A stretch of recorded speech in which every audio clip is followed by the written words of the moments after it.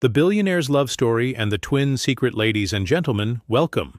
Tonight we invite you to immerse yourselves in The Billionaire's Love Story and the Twin Secret, a tale that defies expectation and tugs at the heartstrings. Prepare to be captivated by David Chen, a self-made tech billionaire whose world shatters with unimaginable loss, leaving him a single father to twin daughters. But when a new presence enters his life, bearing an uncanny resemblance to his late wife, David is thrust into a whirlwind of emotion, societal judgment, and a buried family secret that will unravel everything he thought he knew. Will love triumph over uncanny echoes and hidden truths? Tune in now, and for more unforgettable stories, hit that subscribe button. The sterile gleam of the hospital corridor reflected the harsh fluorescent lights, each tile a stark reminder of the antiseptic finality that had descended upon David Chen's world. 2 days ago, this same corridor had buzzed with the frantic, joyous chaos of new life. Now, it hummed with the oppressive silence of grief. David, a man whose hands, just hours before, had navigated the intricate coding of groundbreaking algorithms, now found them trembling, clutched around a fragile hospital-issued blanket. Within its folds lay 2 tiny, squirming bundles, his daughters, Ava and Mia. Twin girls who had arrived with a chorus of cries that had been instantly, brutally muted by the last agonizing gasp of their mother, Sarah. Sarah. Her name was a whisper of spring rain, a scent of fresh linen, a melody of laughter that now only echoed in the hollow chambers of his memory. She was gone, vanished like smoke, leaving behind an unbearable void and these 2 miniature miracles who were both her living legacy and the crucibles of his raw, unyielding pain. This wasn't how it was supposed to be.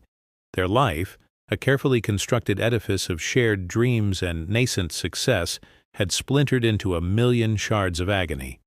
He, David Chen, the self-made tech prodigy from the wrong side of the tracks, in East Los Angeles, who had clawed his way out of poverty with nothing but a fierce intellect and an even fiercer resolve, was utterly undone. He had conquered code, outmaneuvered rivals, and charmed investors, but he stood utterly helpless before the quiet tyranny of a broken heart and 2 hungry newborns. His past, a tapestry woven with threads of struggle and relentless ambition, felt both distant and intimately close. He remembered the cramped apartment, the scent of his mother's tireless cooking, the endless nights spent hunched over a borrowed computer, the screen a glowing portal to a world he desperately wanted to conquer. He was the son of immigrants, whose sacrifices had etched a deep-seated drive into his very bones.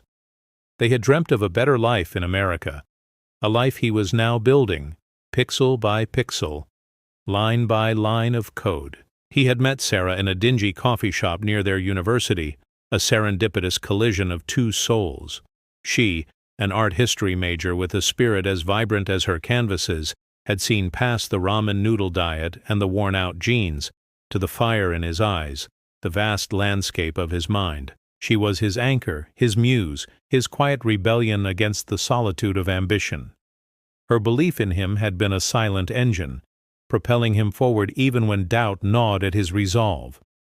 Their shared laughter had been the soundtrack to his ascent, her hand in his, a constant reassurance that he wasn't just building a fortune, but a life. Now that soundtrack was a mournful dirge. The nurse, a kind woman with weary eyes, had placed the twin car seats on the pristine floor, their infant occupants stirring with soft coos. "Mr. Chen?" she said softly, her voice a balm against his raw nerves. "They're ready to go home." Home. The word felt like a cruel joke. Their apartment, once filled with Sarah's cheerful clutter and the scent of her favorite jasmine candles, would now be a tomb of echoes. How could he, a man who barely remembered to feed himself, nurture these 2 delicate beings? The thought alone sent a tremor of panic through him. He looked down at Ava and Mia, their faces miniature replicas of Sarah's, their tiny fingers curled into impossibly small fists.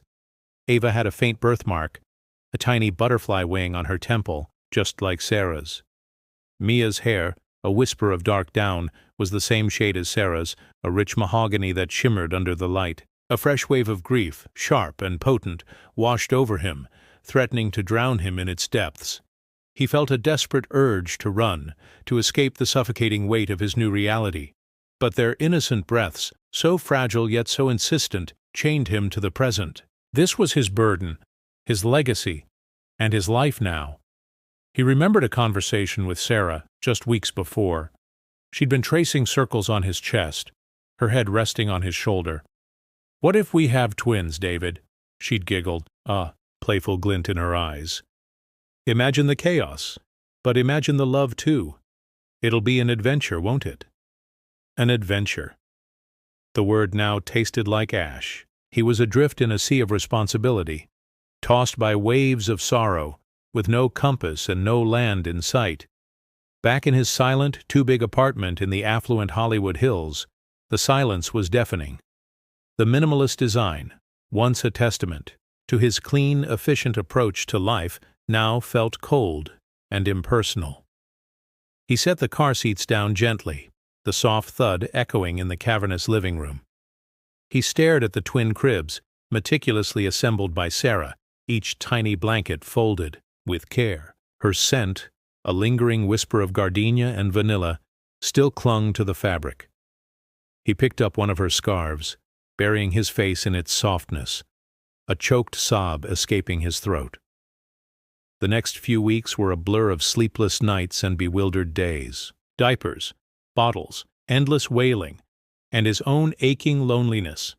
His once immaculate clothes were perpetually stained, his hair a tangled mess, his eyes perpetually red-rimmed. He tried to work, to escape into the familiar logic of code, but the lines blurred, the algorithms made no sense, and the cries of his daughters pierced through the digital fortress he tried to erect around his grief. His company, Connect Me, a revolutionary social media platform that had taken Silicon Valley by storm, was thriving, yet he felt like a hollow shell, presiding over a technological empire from a crumbling throne. Board meetings were a haze, investor calls a torture. He was a billionaire, yes, with a penthouse view of the glittering city. But inside, he was poorer than he had ever been. One evening, as Mia cried inconsolably and Ava fussed in her crib, David sank to the floor, head in his hands, despair a lead weight in his stomach. He couldn't do this. He simply couldn't. The magnitude of his inadequacy as a father, coupled with the crushing weight of his grief, threatened to consume him. It was then, amidst the chaos of his collapsing world, that a desperate thought surfaced. He needed help. Real, tangible, immediate help. He needed someone to bridge the gaping chasm between his ambition and his utter inability to nurture these two precious lives. He picked up his phone, his fingers hovering over the contact list. He needed a nanny, a caretaker, someone to step into the gaping void Sarah had left. It felt like a betrayal, even as the desperate cries of his daughters echoed in the stillness of the room. He knew, with a certainty that cut through his sorrow, that this was his only option. He was a billionaire, he could afford the best. But what he truly needed, money couldn't buy. He needed a ghost, a memory, a touch that could soothe the raw edges of his soul. He didn't know then that what he would find was not a ghost, but a reflection, a startling echo of the past that would turn his ordered world upside down. The relentless hum of his smart home, once a soothing symphony of efficiency, now mocked David with its emptiness. After Sarah's death, the sprawling penthouse, a testament to his meteoric rise, had become a gilded cage. Every polished surface, every minimalist decor item, whispered of a life he had built, but one he couldn't fully inhabit without her. His company, Connect Me, had exploded. Its valuation soared, its user base swelled, and David Chen, once the struggling immigrant kid, was now a titan, his face plastered on Forbes covers, his name synonymous with innovation. Yet, amidst the dizzying heights of success, he felt like an astronaut adrift in space, tethered only by the fragile cries of his daughters. The desperate decision to hire help had been born from a place of profound exhaustion and an almost unbearable guilt. He was failing. He, who had always meticulously planned every line of code, every business strategy, found himself utterly helpless in the face of spit-up and sleepless nights. The recruitment process had been a blur of interviews, a procession of well-meaning but ultimately uninspiring candidates. Then came Emily Carter. She arrived on a Tuesday afternoon, a soft rain tapping against the panoramic windows of his high-rise apartment. David, slumped in his ergonomic chair, scrolling through financial reports with eyes glazed over, barely registered the intercom's chime. His assistant, a sternly efficient woman named Ms. Jenkins, had already vetted her. "She's highly recommended, Mr. Chen. Experience with infants, excellent references." He'd grunted in acknowledgement, his mind still wrestling with a complex algorithm. But then, Emily stepped into his peripheral vision, and the world tilted on its axis. It wasn't just a resemblance, it was an eerie, breathtaking mirror image. Her hair, the same rich shade of mahogany as Sarah's, fell in soft waves around, a face that could have been a ghost's reflection.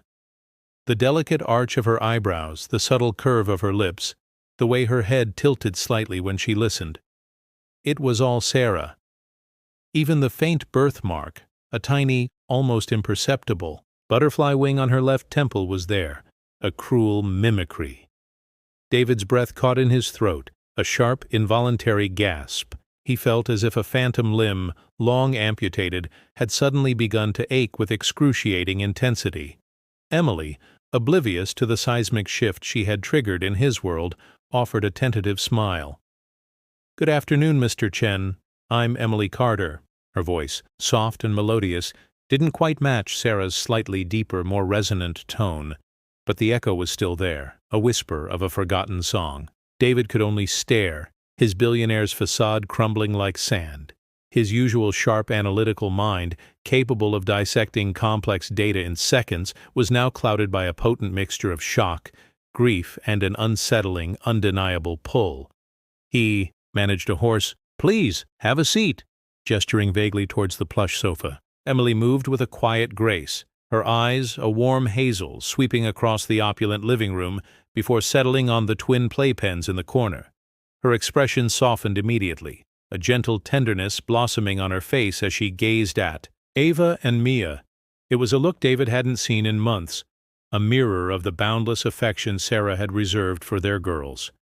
"They're beautiful," Emily murmured, her voice barely audible, as if she were speaking to the babies themselves. She didn't gush or make the usual fawning comments.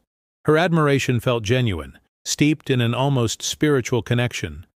This quiet reverence, so different from the practiced cheerfulness of the other applicants, struck David deeply. It was as if she saw not just two infants, but two tiny universes, each waiting to unfold. The interview that followed was less about qualifications and more about an unspoken understanding. David found himself asking questions not from a prepared list, but from a deeper, more personal place. "Why this job, Emily?" he asked, his voice rougher than he intended. She met his gaze, her eyes surprisingly steady. "I love children, Mr. Chen, and I understand loss." Her voice hitched slightly, a flicker of pain crossing her features before she regained her composure. "My own family, it's complicated.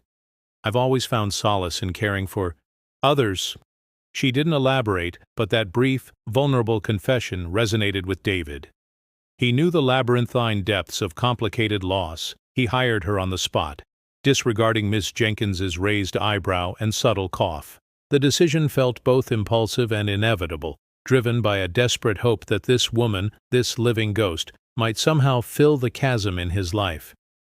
Emily moved into the penthouse guest suite a few days later, her sparse belongings a stark contrast to the luxurious surroundings. From the moment she stepped into the role, she became the quiet anchor in David's turbulent world. She didn't just care for Ava and Mia, she nurtured them. She learned their rhythms, their unique cries, their preferred lullabies. She would hum soft tunes as she changed their diapers, her touch gentle, her gaze full of a selfless devotion.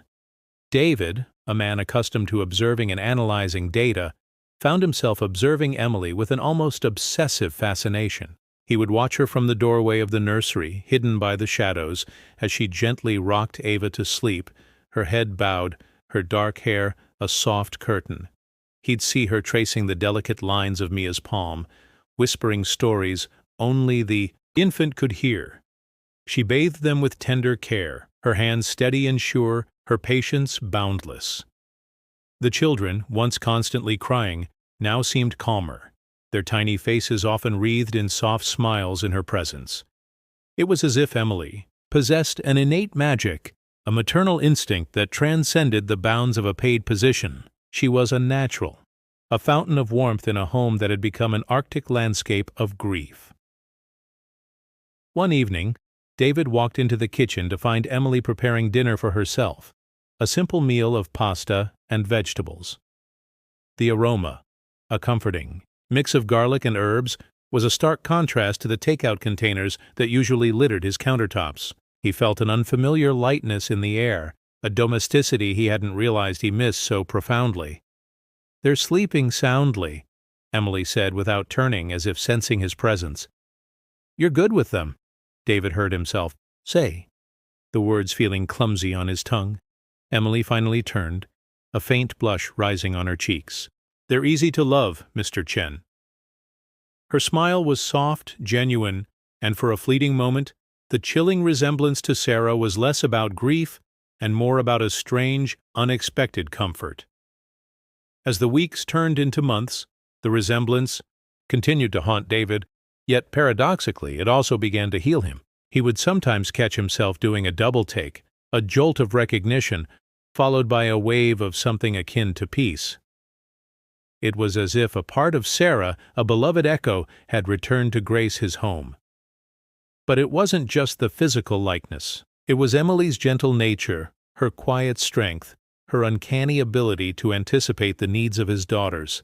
She spoke little of herself, her past remaining a carefully guarded secret, but her actions spoke volumes. She transformed his sterile, sorrow-filled house into a home, albeit one still shadowed by loss. He began to notice other things, the way she would leave him a fresh cup of coffee before his early morning meetings, the way she intuitively knew when he needed silence and when a quiet word of comfort might help. She didn't pry, didn't overstep, yet her presence became indispensable, like the very air he breathed. One particularly grueling night, after a disastrous board meeting, David found himself unable to sleep. He wandered into the nursery, seeking the quiet solace of his sleeping daughters. Emily was there, sitting on the floor, softly singing a lullaby he faintly recognized from Sarah's repertoire. Ava was asleep in her arms, Mia stirring gently in her crib beside them. Emily's voice was pure, imbued with an almost divine tenderness. As she finished the song, Emily looked up, startled to see him. Her eyes, even in the dim nightlight, held a profound compassion. "Couldn't sleep, Mr. Chen?" she asked, her voice hushed. He shook his head, slumping against the doorframe. "It's hard." The admission felt raw, vulnerable. He was David Chen, the impenetrable tech mogul. But in this quiet moment, under the gentle gaze of Emily, he was just a broken man. Emily slowly rose, carefully placing Ava back in her crib. Then she walked over to him, and in a gesture that stunned him, she gently placed a hand on his arm.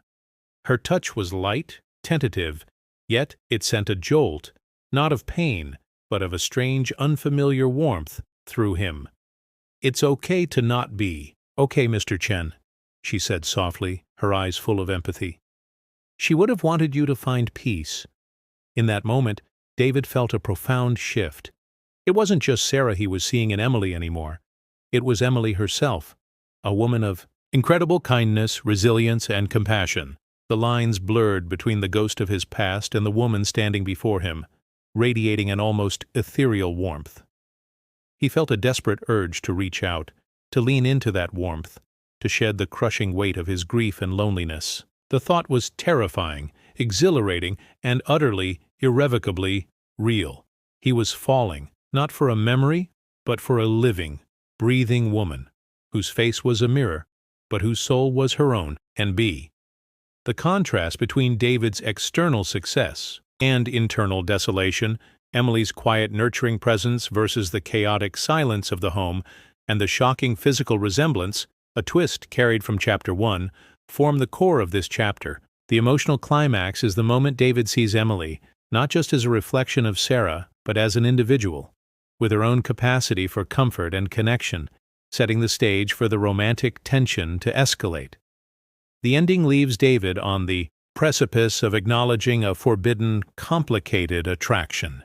The unspoken understanding between David and Emily had blossomed into a fragile, tentative affection, like a hothouse flower carefully shielded from the harsh realities outside. David, once a man whose emotional landscape was as barren as a desert, found himself navigating uncharted territory.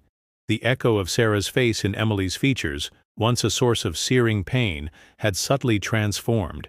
It was no longer a ghost, but a bridge allowing a comfort he hadn't known possible to seep into the cracks of his broken heart. He wasn't replacing Sarah.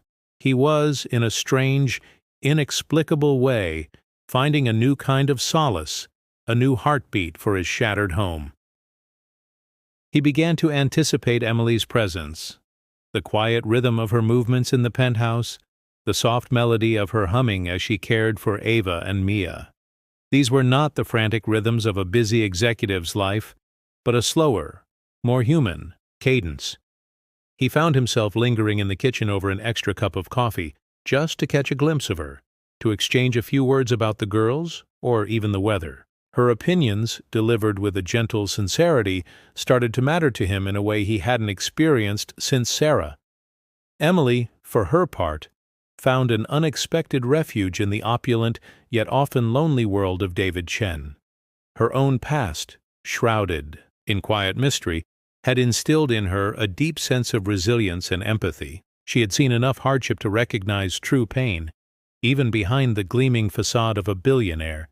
She saw David not as a titan of industry, but as a wounded man, grappling with a grief that mirrored, in its own way, the losses she had known. His daughters, Ava and Mia, were not merely charges, but tiny vessels of innocent joy, their smiles a balm to her own quiet sorrows. She loved them fiercely, a love that transcended her role as a nanny. They were a piece of her soul, a connection to a future she hadn't dared to dream of. Their unspoken bond grew in stolen moments, a shared glance over a sleeping baby, a quiet conversation on the balcony under the vast, glittering expanse of the Los Angeles night sky, the gentle brush of their hands as they passed a toy to Ava. There was a delicate dance of unspoken emotions, a fragile ballet of yearning and hesitation. David found himself captivated by Emily's quiet strength, her unyielding patience, and the almost ethereal calm she brought to his turbulent existence. She was a lighthouse in his storm-tossed sea. One crisp autumn evening, after the girls were asleep, David found Emily sitting by the grand piano in the living room, her fingers hovering over the keys. Sarah had loved to play, her melodies often filling the apartment with life. He had kept the piano precisely as she left it, a silent monument to her memory. "Do you play?" David asked, his voice softer than usual. Emily flinched, startled, then slowly turned. "A little, Mr. Chen. My mother taught me, just simple pieces." Her voice held a hint of wistful longing. Would you play something?" he ventured, a strange lightness in his chest. She hesitated, her gaze drifting to a framed photo of Sarah on the mantelpiece, her smile radiant. A flicker of something unreadable crossed Emily's face. Perhaps apprehension, perhaps a shadow of her own hidden past. Then, with a deep breath, she began to play. It was a simple, haunting melody, a classic lullaby that Sarah often sang to the girls. The notes, pure and unadorned, filled the vast room, weaving a tapestry of longing and comfort. David closed his eyes, and for a fleeting moment, he could almost feel Sarah's presence, not as a phantom of grief, but as a gentle embrace, channeled through Emily's delicate touch on the ivory keys.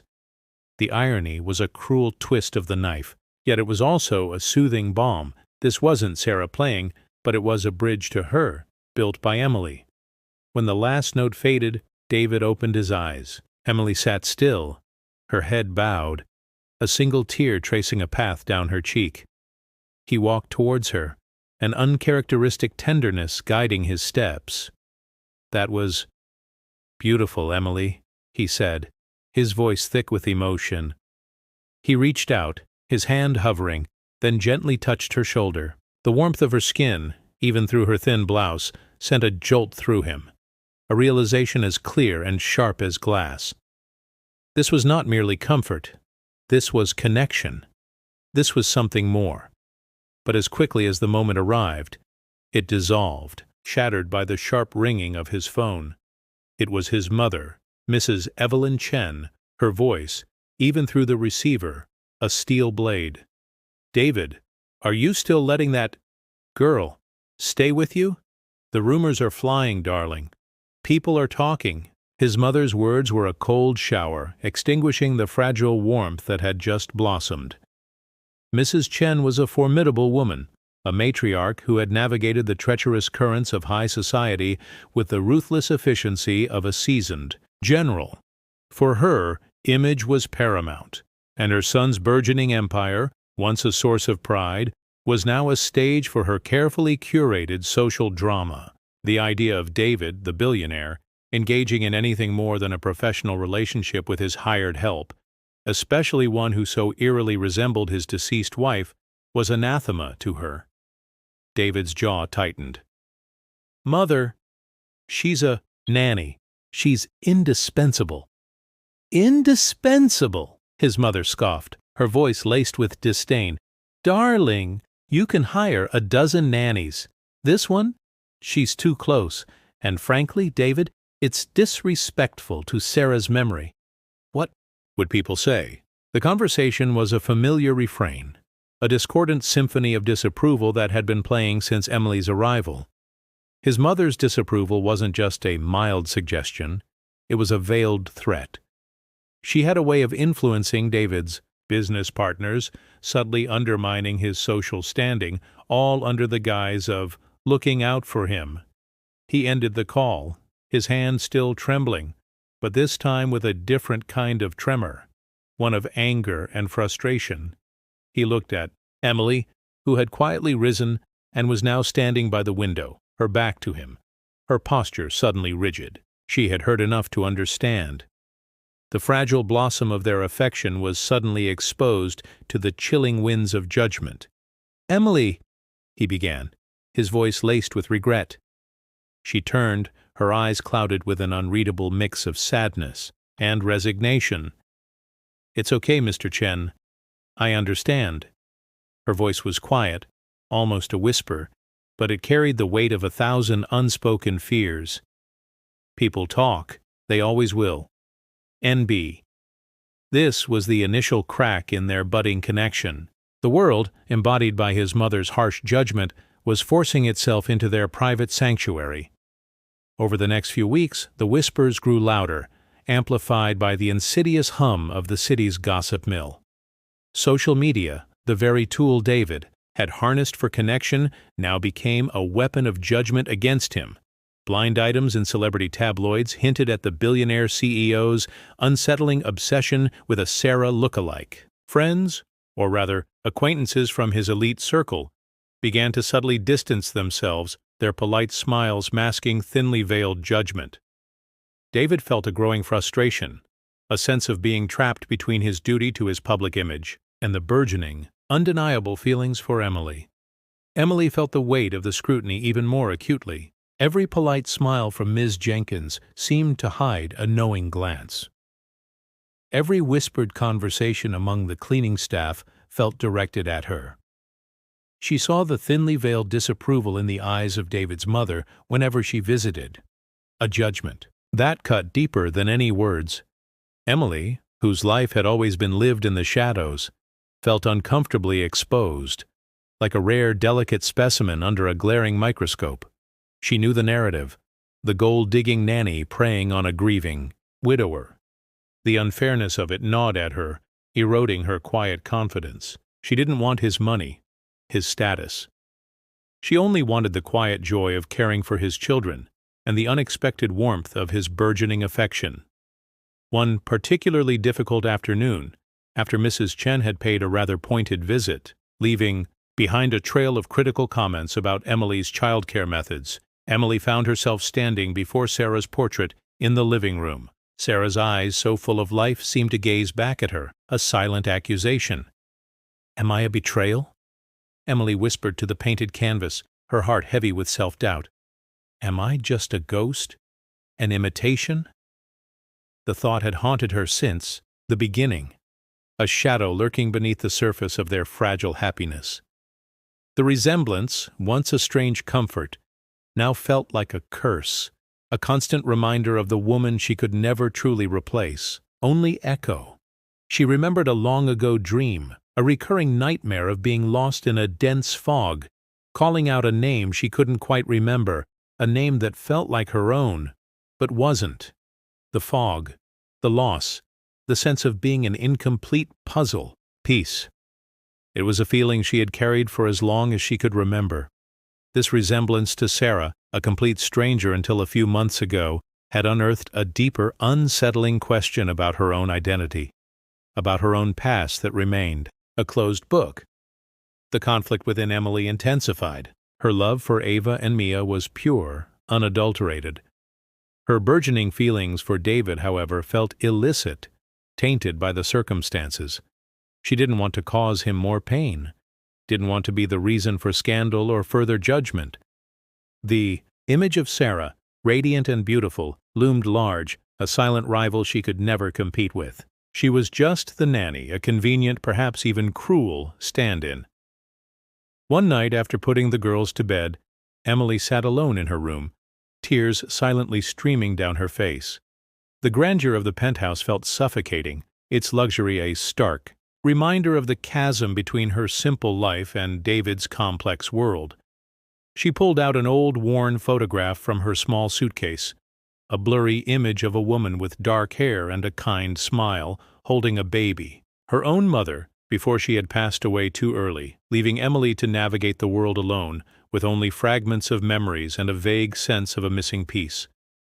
The world had always been a harsh place for her, a place where she had learned to survive by being self-reliant and invisible. Now she was anything but invisible, and the spotlight felt scorching. A decision, slow and agonizing, began to crystallize in her mind. It was a wrenching choice, a sacrifice born of love and fear. She couldn't stay. Not like this. She couldn't bear to be the source of David's troubles, nor could she live under the constant shadow of Sarah's memory, forever a mere echo. The idea of leaving Ava and Mia, the two tiny girls who had woven themselves into the very fabric of her soul, tore at her heart like a physical wound.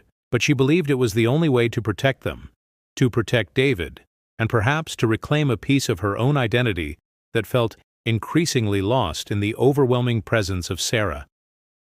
The thought of a quiet goodbye, a note left on the pillow, was tempting, a return to the invisibility she knew so well. But deep down, a flicker of defiance, a quiet strength she didn't know she possessed, argued against it. She would leave, but not without saying goodbye, not without a final, silent plea for understanding. The finality of the decision was a sharp, painful cut, but she believed it was for the best, a tragic act of love. The silent decision Emily had made, heavy as a stone in her heart, weighed on her every move. Each gentle kiss she placed on Ava and Mia's foreheads felt like a farewell. Each quiet word with David, a painful severing of the fragile thread that bound them. She packed her small bag in stolen moments, a phantom weight of inevitability settling over her. The opulence of the penthouse, once a distant dream, now felt like a gilded cage, too grand for her simple existence, too fraught with unspoken judgment. She had chosen sacrifice over scandal, anonymity over the constant, searing spotlight. David, meanwhile, was a man consumed by a silent battle. His mother's criticisms, once distant echoes, had become a relentless drumbeat, amplified by the whispers of his social circle. He saw the subtle glances, the polite but pointed questions, the way Emily would sometimes flinch when a new headline about him flashed across a screen.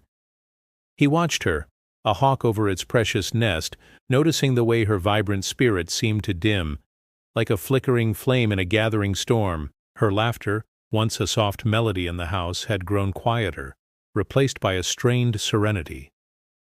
The very thought of Emily leaving, of the silence returning, was a chill that pierced deeper than any financial loss or business setback. She had become the sun in his desolate sky, and the prospect of her eclipse was unbearable. He confronted his mother, his voice a low, dangerous rumble. "Mother, your comments are hurting Emily, and they are hurting me." Mrs. Chen, perched elegantly on a silk armchair in his living room, simply raised an eyebrow. "Hurting you, David? Or hurting your infatuation? Darling, I am protecting you.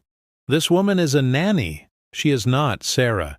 People will talk. Your image, your company, everything you've built, it could all be jeopardized by this indiscretion."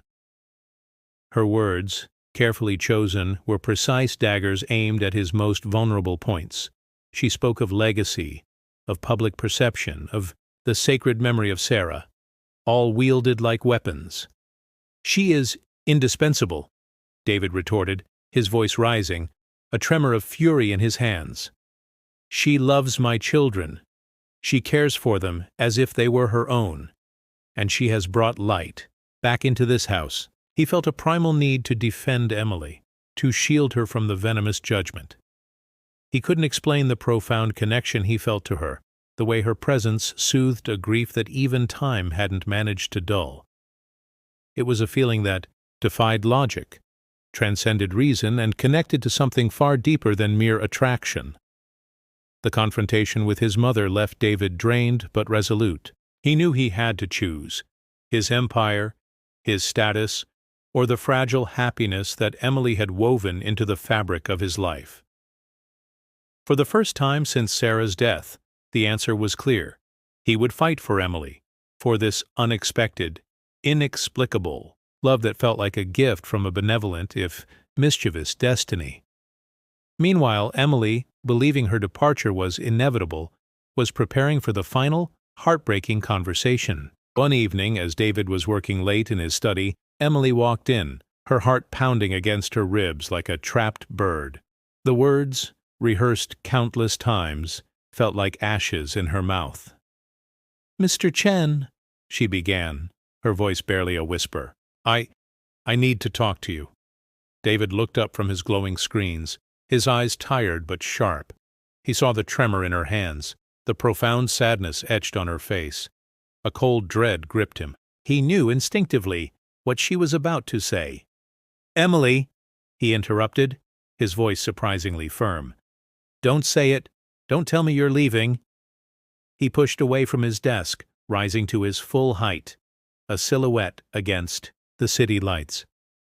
"I won't let you." His unexpected resolve stunned her. "Mr. Chen, please. It's for the best. For you, for the girls, for everyone. The rumors, your mother's disapproval." Her voice cracked. "I can't be the cause of more pain for you. I can't live in Sarah's shadow anymore." The last words, raw and unbidden, slipped out, revealing the deep-seated insecurity that had plagued her. David took a step towards her, his gaze unwavering. "Sarah's shadow?" he repeated softly, a strange, almost ethereal light entering his eyes. "Emily, you are not a shadow. You are real, and you are here, and you are everything these girls and I need." His voice, usually so clipped and businesslike, was infused with a depth of emotion that startled them both. "Don't you understand? The comfort I feel with you, it's not because you remind me of Sarah. It's because you are you." Unspoken tension between them was thick, vibrating with unresolved feelings and unspoken truths. Just as Emily was about to respond, a faint glint caught David's eye. On the ornate desk lamp, nestled behind a stack of papers, was an old, leather-bound photo album, Sarah's album. He hadn't touched it since her death, unable to bear the memories. But now, compelled by an inexplicable urge, he reached for it. He opened it to a random page, his fingers brushing against faded sepia tones. It was a picture of Sarah as a young girl, perhaps 5 or 6 years old, standing beside an older woman. But it wasn't Sarah that made him gasp. It was the woman holding her hand. A woman with the same rich mahogany hair, the same delicate arch of eyebrows, the same gentle curve of lips. A woman who looked strikingly, uncannily like Emily. And then he saw it. The faint, distinctive, butterfly wing birthmark on the woman's temple, identical to Emily's, identical to Sarah's. His heart hammered against his ribs. He flipped to the next page, then the next. More photos.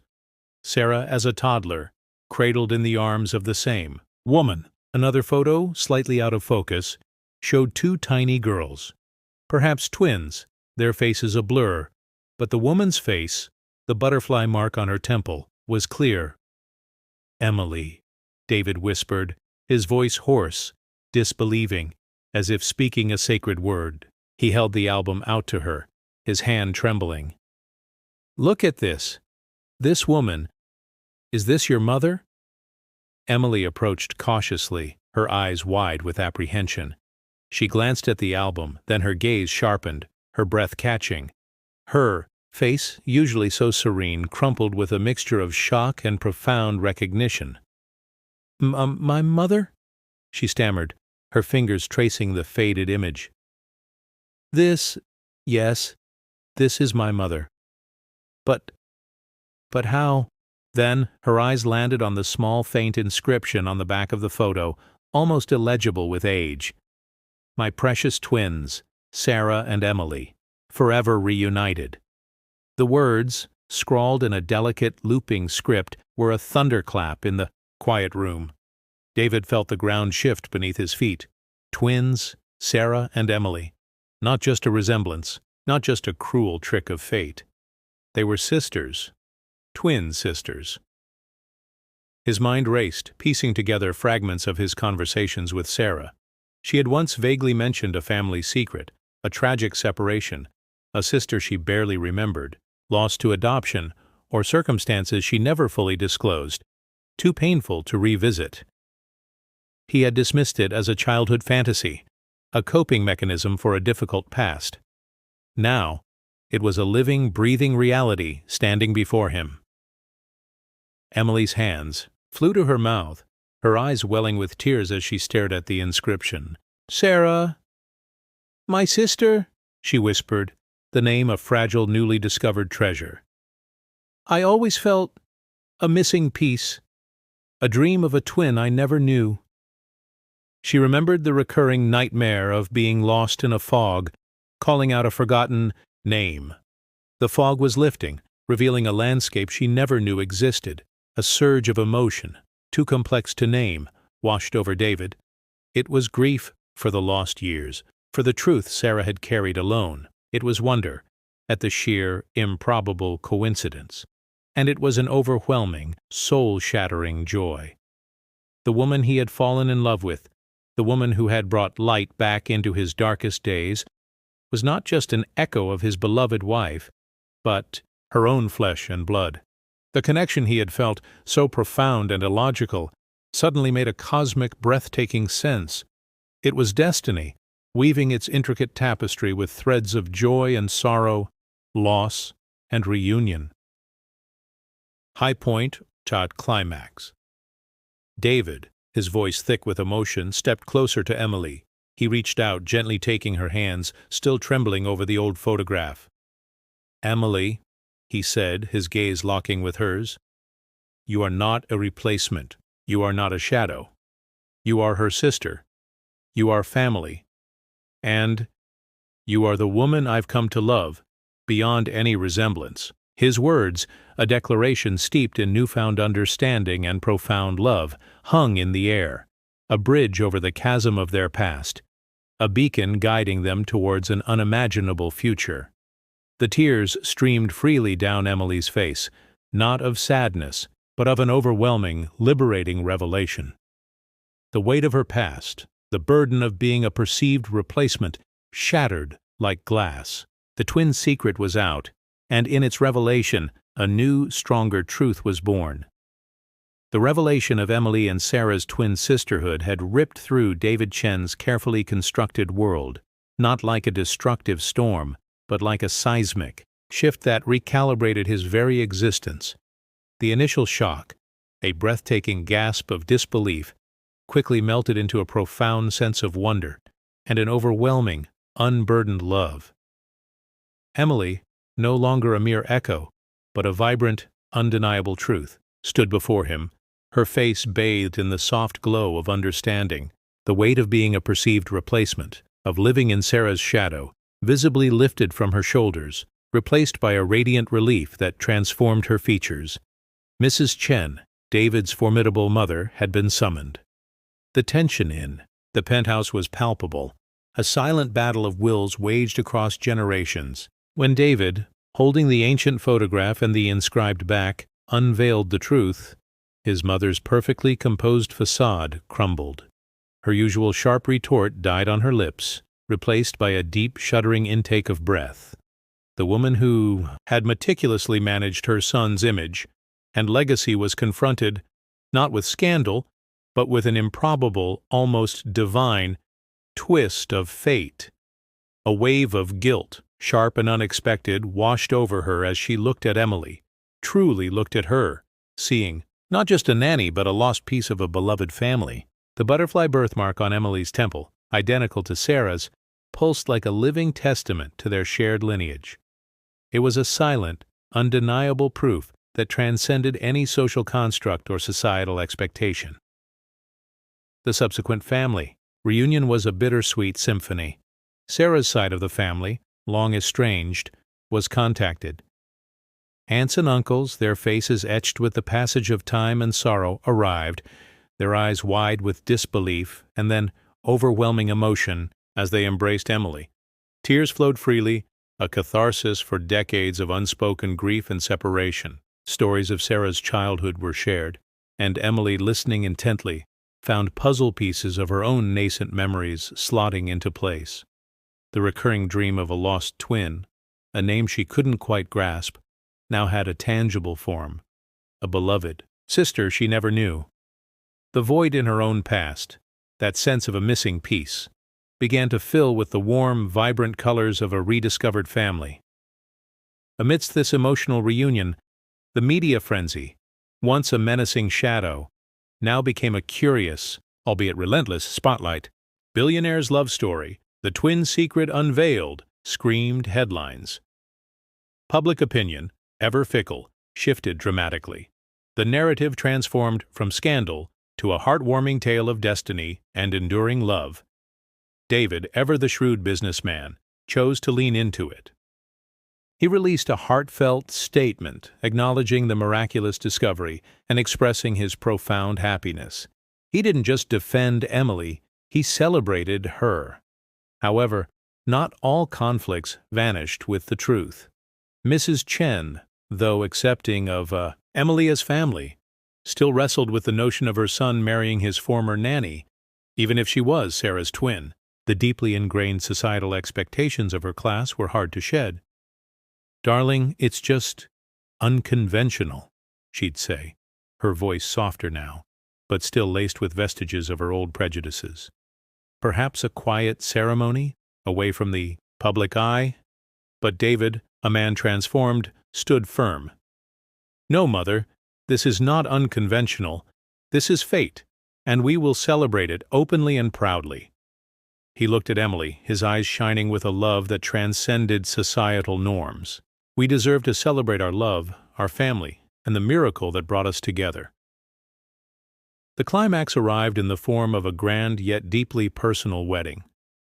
It wasn't just a ceremony, it was a testament to love's resilience, a declaration of a future forged from grief and rediscovery. The setting was his sprawling estate, now transformed into a garden of blooming flowers and twinkling lights. Ava and Mia, dressed in miniature white gowns, scattered rose petals down the aisle, their innocent giggles a joyful counterpoint to the more somber strains of the classical music. As Emily, radiant in a simple yet elegant gown, walked down the aisle towards David, she didn't just see him, she saw their shared journey. The initial shock of her resemblance to Sarah, the quiet moments of connection, the painful doubts, the fierce protection from David, and finally, the breathtaking revelation that had shattered their world only to rebuild it on a stronger foundation. David, standing at the altar, looked at her not just with love, but with a profound reverence, as if witnessing a living miracle. The ghost of Sarah was not banished, but honored, her memory woven into the very fabric of their new beginning. The vows they exchanged were not just words, they were promises etched in the crucible of their shared experience. David spoke of resilience, of unexpected blessings, and of a love that defied all logic. Emily, her voice trembling slightly, spoke of finding family where she least expected. It, of embracing a past she never knew and of a future filled with boundless hope. The sheer weight of their story, the improbable twists of fate that had brought them to this moment, hung in the air, palpable and moving.